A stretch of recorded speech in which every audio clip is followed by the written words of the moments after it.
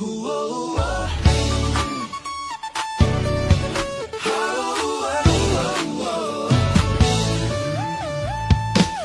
ako'y mananatili sa iyong salita, sa daan ng buhay ako'y laging tapat na.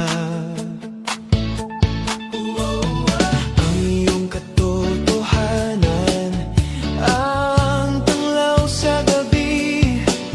Sa piling mo, Kristo, ako'y mananatili.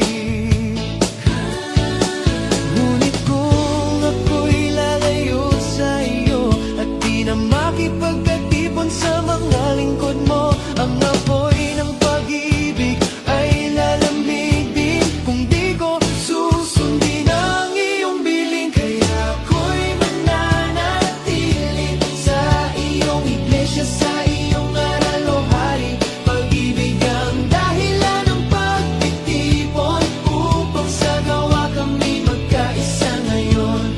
Dito ko nadarama ang iyong presensya sa bawat kapatid, sa iyong biyaya, sa pagkakaisa. Ikaw ang sentro, O Kristo, sa amin. Ikaw ang totoo. Kaya ako'y mananatili sa katulatiling mo. Sa Hebreo sinabing, huwag mong pabayaan ang pagtitipon ng may pananampalatayan upang mangaudyukan sa kabutihan at magtaglay ng pusong may pag-ibig sa kapatiran. Kung iniibig ko ang mga kapatid, hindi ko iwan ang ugnay na mahigpit. Doon si Kristo ang buhay at daan, sa pagkakatipon siya'y naroroon naman.